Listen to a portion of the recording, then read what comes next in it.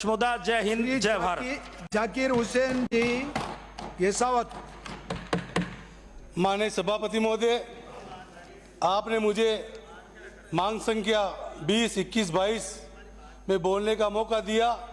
आपका एवं मेरे नेता प्रतिपक्ष टीकाराम जूली और मुख्य सचेतक रफ़ी खान साहब का मैं धन्यवाद देना चाहता हूं। भीमराव अंबेडकर साहब ने कहा, शिक्षा मानव जीवन का सबसे महत्वपूर्ण भाग है।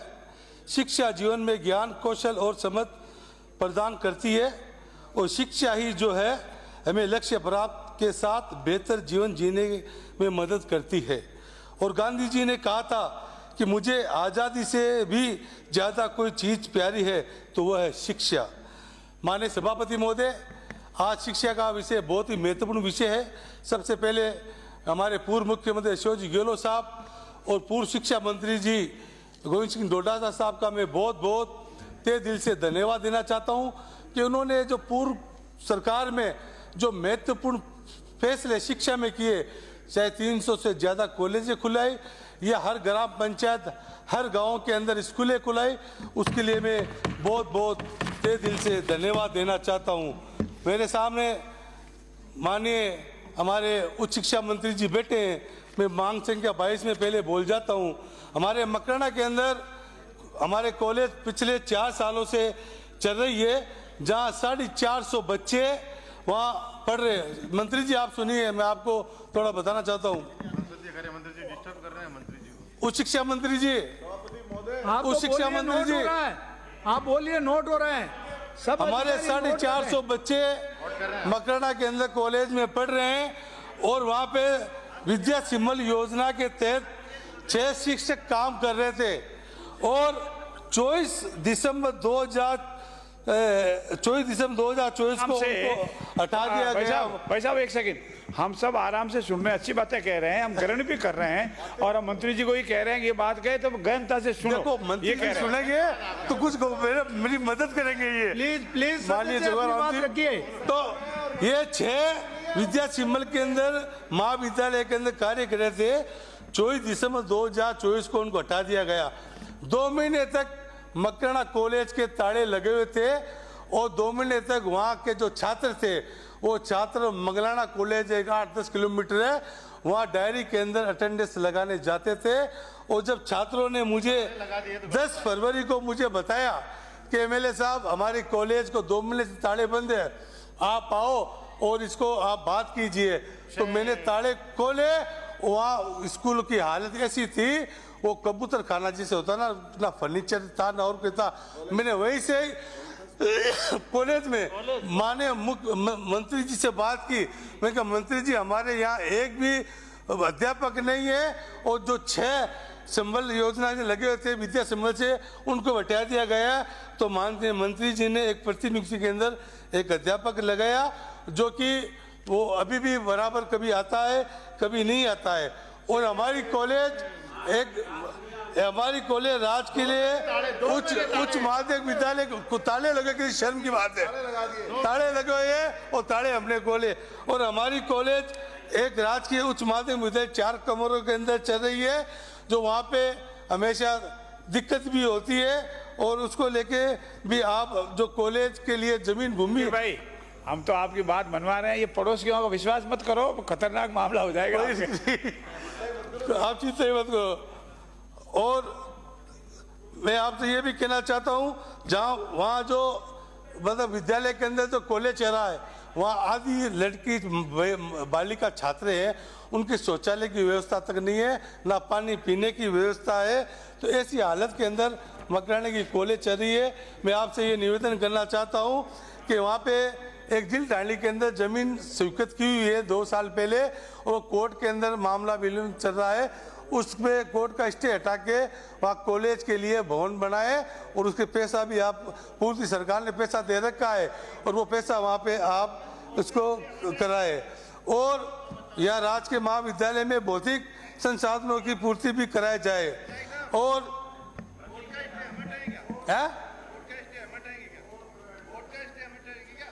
कोर्ट तो आप एसडीओ वगैरह वो वकील वगैरह भेजे, वहाँ जाते नहीं है। आज वो वहाँ सुने करते नहीं, कोई हाईकोर्ट के अंदर जाने के लिए सरकारी काम करेगी ना। आप विधि मंत्री बैठे हो, कोर्ट के अंदर स्टे लेके आ गए, लेकिन वो व्यवस्था आप भी कराओगे ना, सरकारी कराओगे ना। कौन लेके आ गया? हम तो कराएंगे। कौन लेके आ गया इससे? स्टे वो गाँव वाले, वो आपके गांव वाले है ना? नहीं, वो पर्वत विधानसभा का आता है, दिलडानी वो राजस्व का उसमें। तो एक हमारे वहाँ पे बौद्धिक संसाधनों की भी पूर्ति कराए और महाविद्यालय के अंदर गृह विज्ञान, कंप्यूटर विज्ञान विषय खोलने की भी कृपा करे। और साड़ा तो खुले हैं, टेम्पल ही चाल है मनोज जी। राज के महाविद्यालय में नियमानुसार व्याख्याता और अन्य स्टाफ लगाए। और मंत्री जी से मैं निवेदन करना चाहता हूँ, मकराना में 75% कृषि किसान लोग रहते हैं, वहाँ पे बूढ़सू या गच्चीपुरा के अंदर किसान कृषि महाविद्यालय खोलने भी आप पिछले भाषण में मुख्यमंत्री जी बोल के कृषि विद्यालय महाविद्यालय भी आप खुलाए। और मैं अब मांग संख्या 20-21 शिक्षा मंत्री जी बैठे हैं, उनका ध्यान आकर्षित करना चाहता हूं। माननीय शिक्षा मंत्री जी ने अभी 10/2/2025 को एक जयपुर के अंदर महात्मा गांधी राजकीय विद्यालय RAC बटालियन जयपुर को एक पत्र लिखाया। उसमें इन्होंने ये कहा है कि उर्दू का विषय है वो समाप्त करे और संस्कृत विषय वहाँ पे लागू किए। सांसद विषय आप लगा रहे हो, मैं उनका स्वागत करता हूं, आपका धन्यवाद देता हूं मंत्री महोदय, लेकिन उर्दू विषय हटाने का तात्पर्य आपकी मंशा क्या है ये वहाँ पे मैं बता दूं। वहाँ पे 127 बच्चे उर्दू के पढ़ने वाले हैं और 17 बच्चे संस्कृत पढ़ने वाले हैं। आप बताओ ये उचित है क्या? 127 आप देखना, रिकॉर्ड देख के आऊँ मैं, ऐसे बात नहीं कर रहा हूँ मैं। आप पूछ रहे हो ना मंत्री जी, आपको ज्ञान का अभाव है।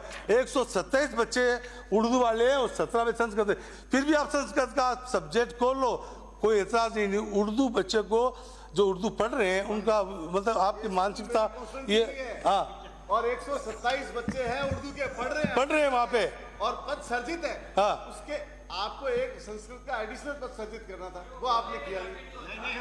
उर्दू विचारधारा के अंतर्गत मैं इसमें एक शायरी कहना चाहता हूँ माननीय सभापति महोदय, अपनी उर्दू तो मोहब्बत की जुबा थी प्यारे, उफ सियासत ने उसे भी जोड़ दिया मजहब से। मतलब मजहब से जोड़ दिया। उर्दू एक जिबा, एक उर्दू लफ्ज एक सभी धर्म के लोग बोलते हैं, आप मजहब से जोड़ दिया। जिस उर्दू भाषा की पैदाइश हिंदुस्तान में हुई, आज उसे अपने ही देश में पर्याय बनाया जा रहा है। जिस जुबान को हर धर्म के लोगों ने अपनाया, मुंशी प्रेमचंद, पंडित कृष्ण बिहारी नूर, चांद बिहारी सभा, रघुपति सराय, फिराक गौरवपुरी, पद्मभूषण, पंडित गुलजार पद्म श्री, पंडित ब्रज नारायण चक्रवर्ती जैसे प्रसिद्ध साहित्यकार हुए। केंद्र सरकार उर्दू साहित्य को पद्म श्री पुरस्कार देती है और हमारी राज्य सरकार उर्दू को बंद करने के आदेश देते हैं। आप शिक्षा के विभाग और मदरसा बोर्ड का रिकॉर्ड देखो, सब धर्मों के बच्चे उर्दू पढ़ते रहते हैं और उन्हें पढ़ाने वाले शिक्षक भी सभी धर्मों के हैं।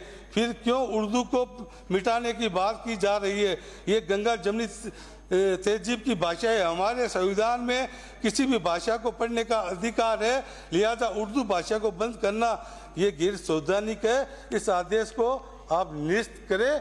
और आपको ये भी बताना चाहता हूँ, आप जिस तरह से आप भेदभाव करते हो, माइनॉरिटीज के 6 मतलब डीओ माइनॉरिटीज के थे, उन 6 के 3 डीओ माइनॉरिटीज के थे, तीनों को तीनों 6 महीने के लिए एपीओ कर दिया गया है।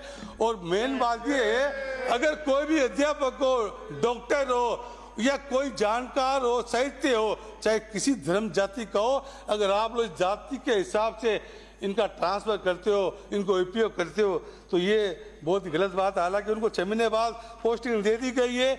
आपने शिक्षा मंत्री जी जो प्रदेश के अंदर जो हालत बने, कोई किसी छुपे नहीं, कहीं पे भी पूरे प्रदेश में शिक्षा का आप 2-4 उपलब्धि नहीं गिना सकते हो। जो हमारी सरकार ने स्कूलें खोली थी, आपने उसमें 429 स्कूलें बंद कर दी।